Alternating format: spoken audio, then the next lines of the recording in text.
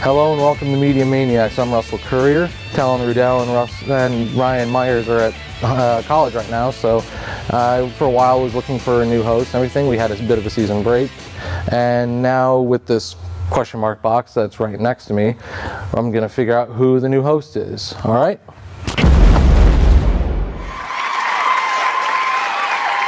Jamie Hughes, come on down.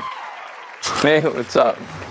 Not much. How are you doing, man? Not too bad, Russell. I got to say this right off the bat, okay? I saw the show Media Maniaxe when you guys were doing it, and we knew the guys were going back to school, and I'm like, this has got to continue on because you guys actually got me to start watching a few movies that kind of got lost. And I know I've said it to you before, and I mean, just want to let you know the show's really cool, and it helps out a lot. When you have entertainment dollars to spend, where are you going to spend them at, right? So, all right. First thing we're going to be talking about on Media Maniacs today is our top 5 back-to-school college movies. Oh yeah, for sure. So, what's your number 5? My number 5, okay, and I thought about this. I tossed this one around a lot, okay, and it goes back to the John Hughes era, okay. Okay. Now it was a toss-up between. I'm going to give you my toss-up 5, okay. I have a 5.5, I guess. Oh, okay. Okay. St. Elmo's Fire, which really was kind of like going to college movie, and it tied with my Breakfast Club. Okay, yeah. Those were ones I didn't add on my list because I kind of had a feeling you'd put them on yours. Oh, well, you got to realize. I mean, you and I kind of talked about this, Yeah. the generation gap, and that actually might kind of help a little bit, right? Yeah, it works, and I'm retro, so I'm into older stuff and everything. What was your 5? My 5 was, just let me go back to my sheet here. We got our little notes here, right? Yep. Sky High. It's not a classic one, but it's one of my favorites. It was a Disney movie. It was kind of a high school movie with superheroes. Sky High. Okay, what I'm talking about? It's got Kurt Russell. It's got Okay. who else is in the movie? A young Kurt Russell or an old? No, this was made in like the early 2000s, 2010, something like that. Okay.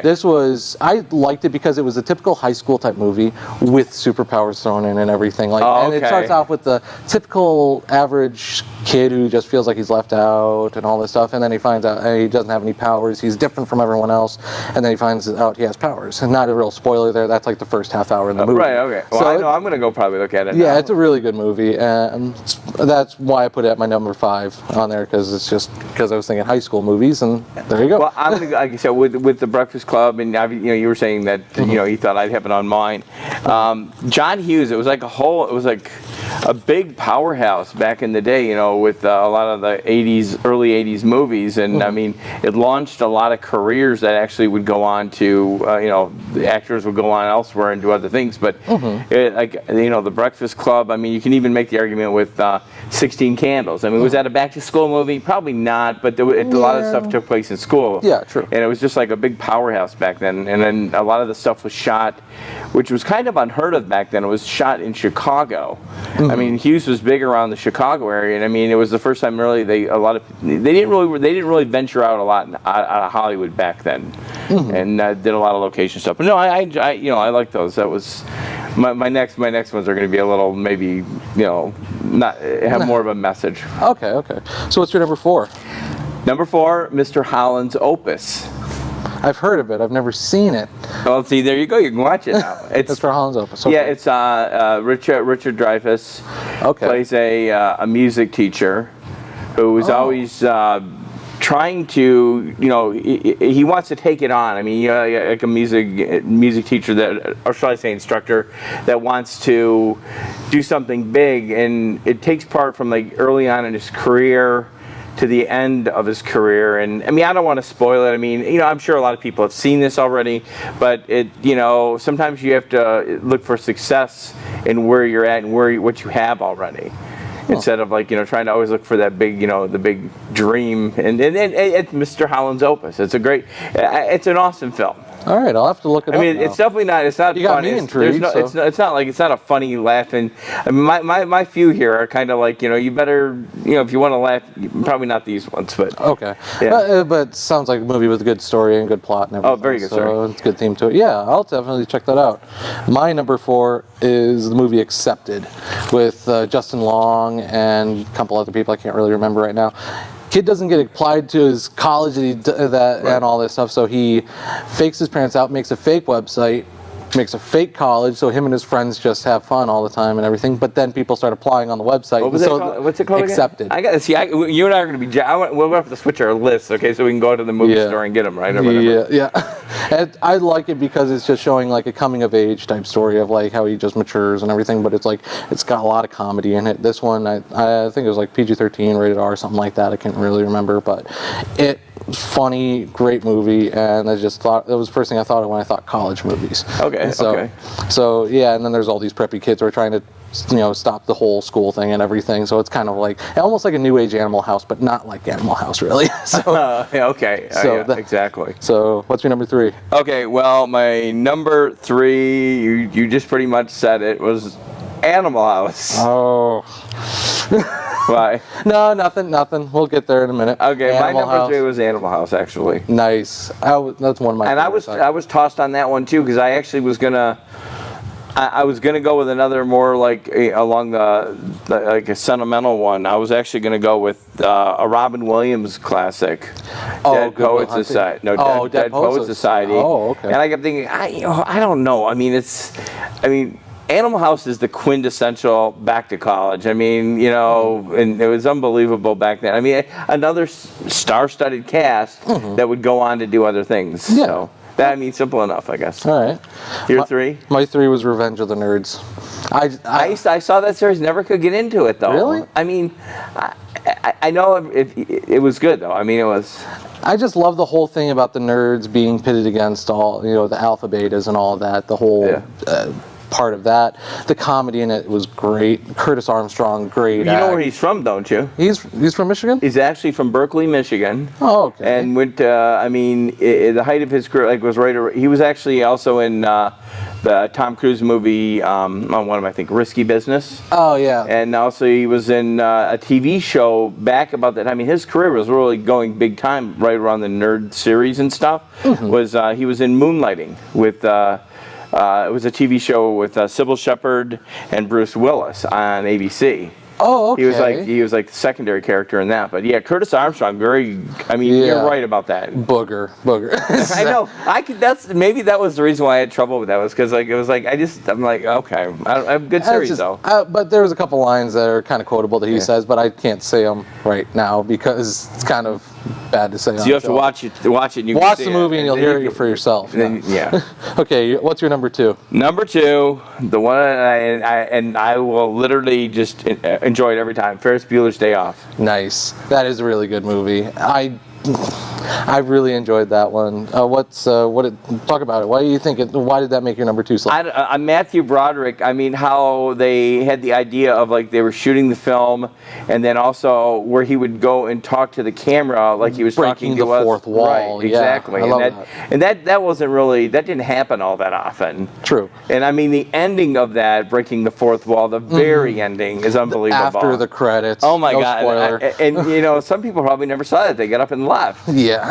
that was awesome. And then the twist and shout version in downtown Chicago. Oh yeah, when they're on the float during the parade. Yeah, that was awesome. That movie is just great comedy and everything. Yeah. All right, my number 2 is Animal House. Let's not talk on that. I just love Joel. I'll talk a bit about on it. John Belushi, great, awesome. Tom Hulse. Doesn't ring a bell. Tom Hulse is. Which one was he? He was the young, I don't know, the young guy with the big flounder guy. He was the. Oh yeah, he was the one who went on to be Amadeus. Yeah, exactly. Tom Hulse, yeah. Oh yeah, and I remember watching that at a young age. Actually, my dad had the VHS. So I watched it. I loved it. I was like 12. Well, you know we are when he said VHS, so you know how that film is. So all right, we're running out of time real quick. So what's your number 1? Number 1, and it's a must. And for me, Fast Times at Ridgemont High. Sean Penn. I'm going to say one thing before we get out. If you watch Fast Times at Ridgemont High, you can see a very young Nicolas Cage, who actually was going by Nick Coppola. Yep. Because his dad, Francis Ford Coppola, and he didn't, he was early on. It's like a 4-second appearance in the movie. And how he changed his name to Cage was actually because of a Marvel comic character named Luke Cage. Okay. So that was a little bit of information for you guys out there. My number one, Dazed and Confused. I love the movie just because Jason Lee in the movie, first movie with Matthew McConaughey, just quotable all the time. I'll sit down and watch it and just watch it all day, every day. It's just one of those movies. Even though it's not much in school, it's more of, just at the end of school, really. So, but that was the only thing that kind of made it seem like it didn't fit the list, but it fit the list. Good stuff. So, yeah, that's cool. I want your list after this over. Yeah, we'll swap lists. Okay. All right. So, and next, when we come back on this episode of Media Maniacs, we're going to be talking about concerts, just concerts in general. And so, come back.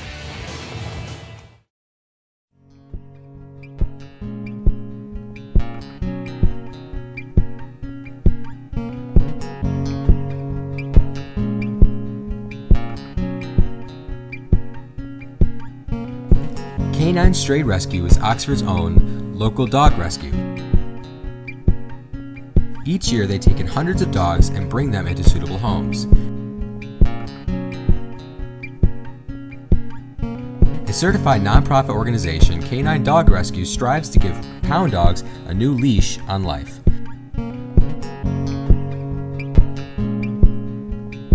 To donate, adopt, or even volunteer, call them at 248-628-0435 or go to their website, dogsaver.org, and click on the Canine Stray Rescue League link.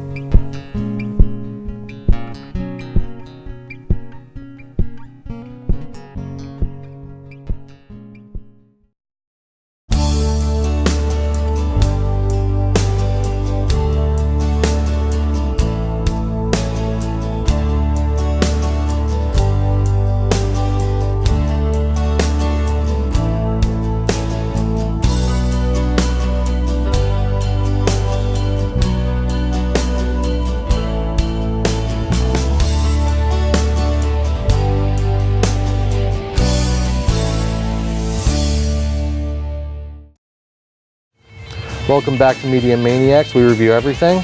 And we're just crazy enough to do it. Yes, we are. I'm Russell Currier, Jamie Hughes right here.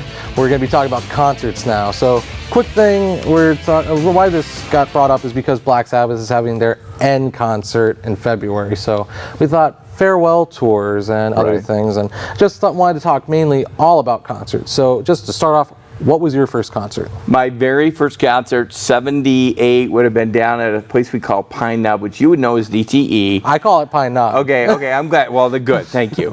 You know where you're out, how old you are. Foreigner. It was Foreigner, young Foreigner, and it was a Cold as Ice tour.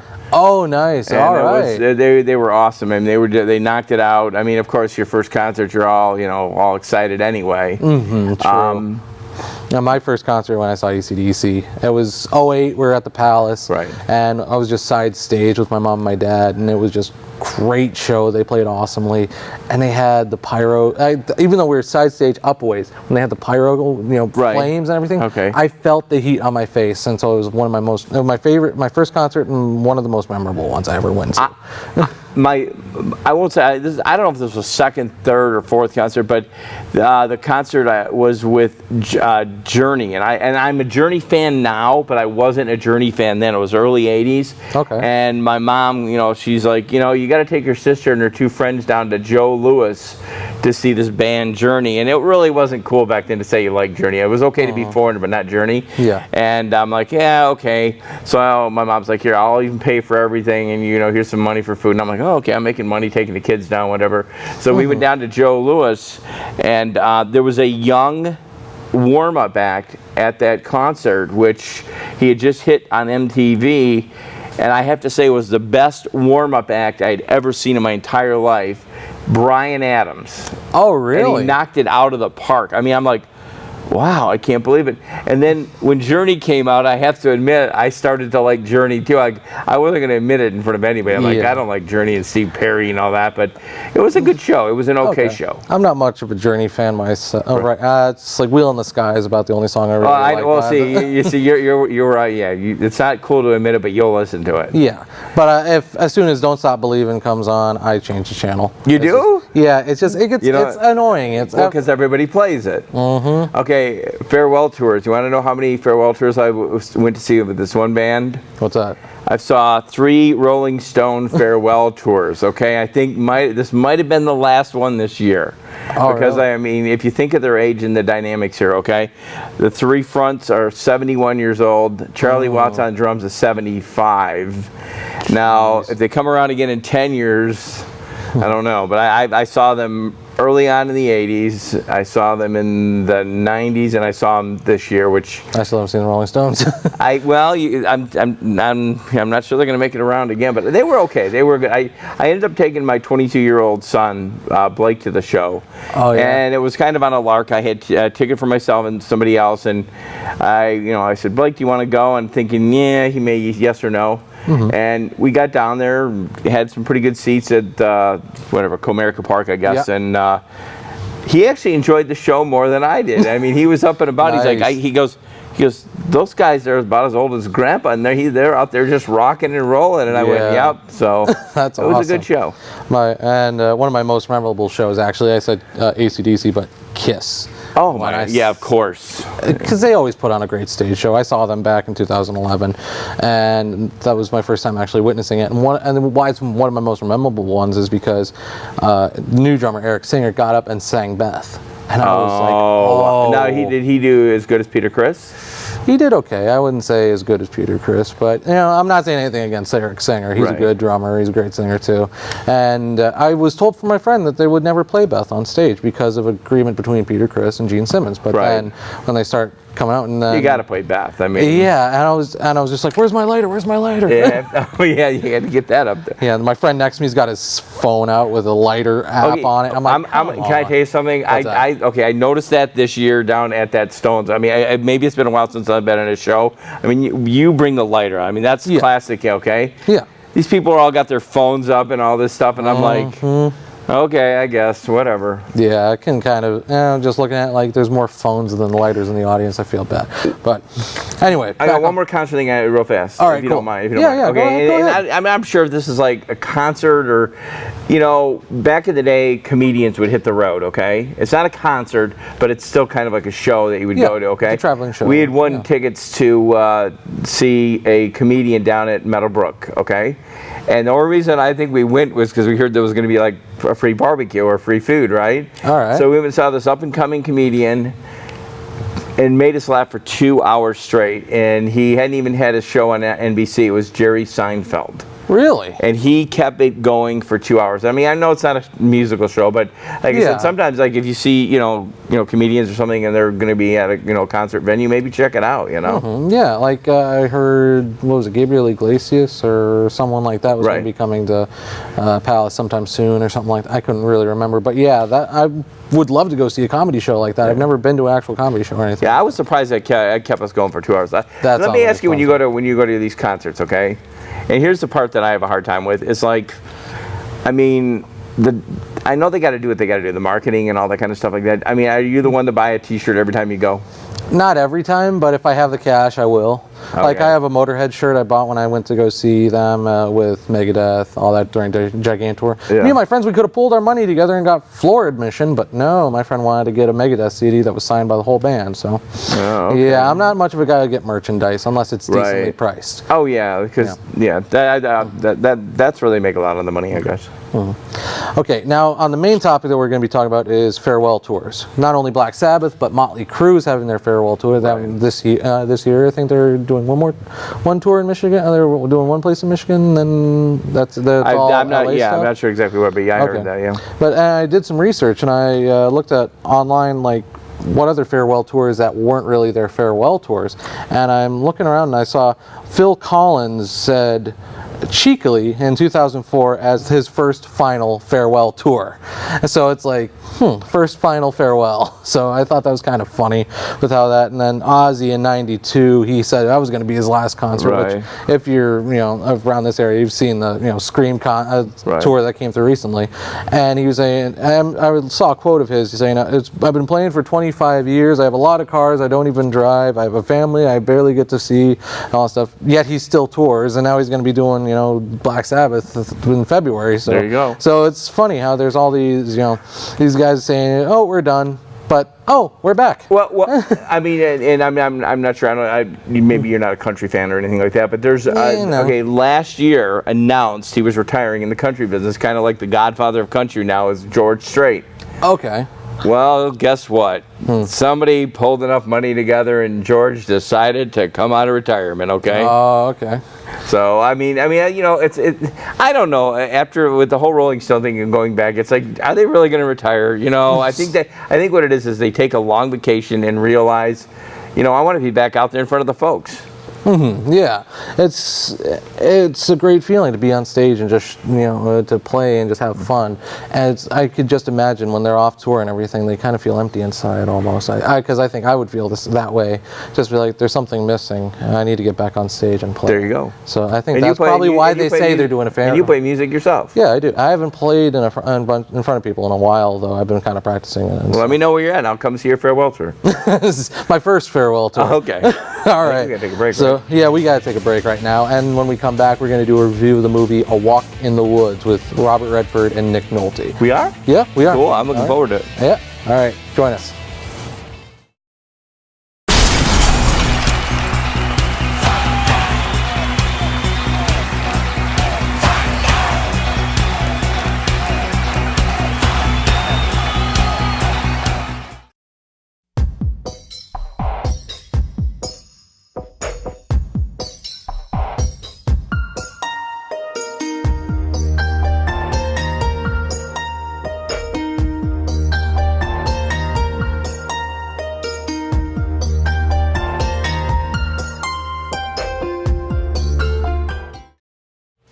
Welcome back to Media Maniacs. I'm Russell Currier.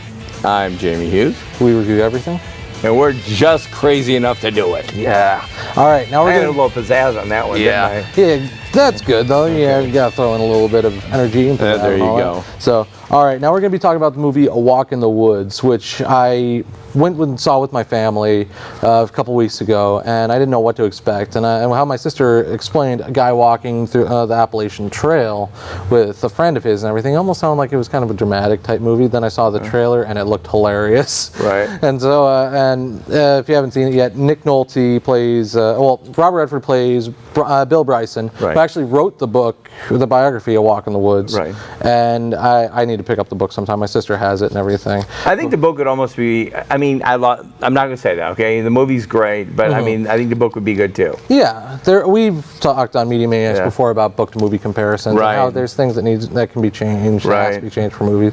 But this movie I just love the whole, rekindling a friendship story on an adventure and then trying to survive through, well, not really survive, but, it's surviving down the Appalachian Trail and everything, but it's just the comedy in it and just the acting between Robert Redford and Nick Nolte. And Nick Nolte steals the show. Right, and when you said, you said, hey, this is what we're going to do, and, it's not probably something I would have went out and watched on my own. I went by myself, and I probably would not have been, I wouldn't have done it. And I went, and I'm like, I'm really glad I saw this film, and I mean, this is a good film to go out and, you're right, it's a rekindling of friendships. I was wondering, Nick Nolte has had a few problems over the last few years, and it looks like, this one here kind of brought it back, actually. It was Nick Nolte back up there again. Yeah, and I'd like to see him more in the limelight. I remember seeing him in the movie Three Fugitives with Martin Short years ago, and I thought that was a great movie, and he had some good comedy in that and everything.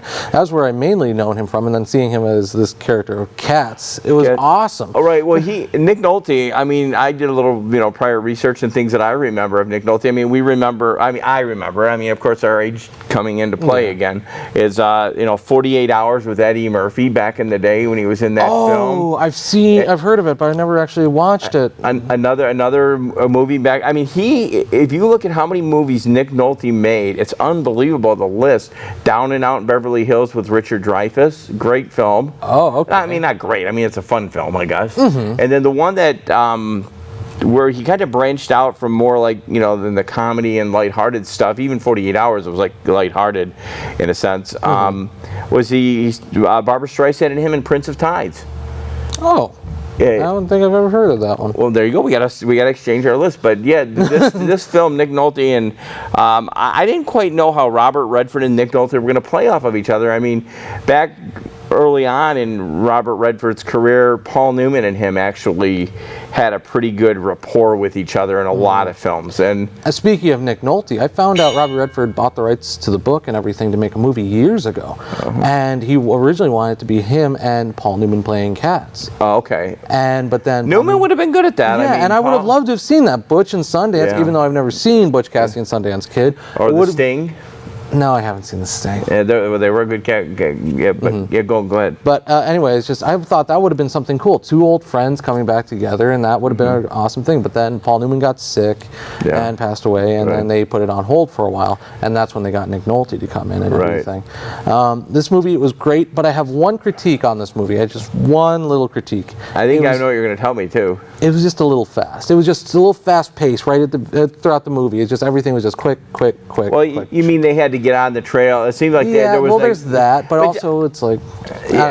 There's one thing that happens in there, and you and I did discuss this, and we don't want to spoil it. Spoilers. But it ended the way it should have ended. And I mean, I know it sounds funny when I say that because movies end the way they end, but there could have been a Hollywood ending. Or there could have been the realistic ending, and knowing Robert Redford and his, the way he does things. Well, that ending of the movie, that's how it was in the book, but there's a little bit more to the book that they didn't put into the movie. Right. And that's one thing about movies that are adapted from books, is they'll cut out a lot of stuff and everything.